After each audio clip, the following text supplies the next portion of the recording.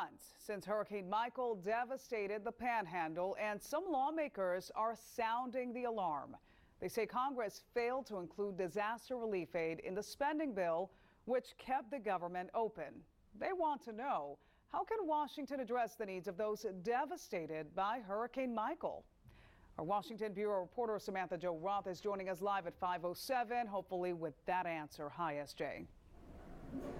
Well, Veronica, lawmakers have tried to attach this emergency money to the legislation 3 separate times, but the showdown over the shutdown largely overshadowed that effort. It's been a little over 4 months since Hurricane Michael struck the Florida Panhandle, and now some worry the Forgotten Coast is living up to its name. We're deeply disappointed about Hurricane Michael relief not being included in the package. It simply was not there, and that means many people are not getting the relief and recovery money that they need. So why exactly was the aid not included? Senator Marco Rubio has suggested congressional negotiators failed to include the aid so they can use it as leverage in the future, a move Peter Tyler with the Project on Government Oversight believes is a major mistake. Recent history has shown that Congress is unfortunately not in the habit of getting things done as quickly as we would like.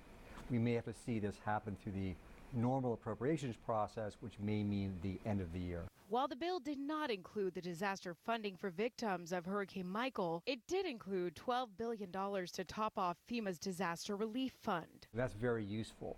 Unfortunately, it is typically not enough. And when we have this many people still in need from last year's disasters, we know that there's simply more need. According to the Office of Insurance Regulation, more than 144,300 property insurance claims, totaling almost $5.6 billion in damages, has been filed since the storm, which is why Florida lawmakers say they'll continue to push for the relief residents need. We don't want to set a precedent, whether it be for Central Florida, for Florida, throughout the nation, that months can go by without the federal government stepping up.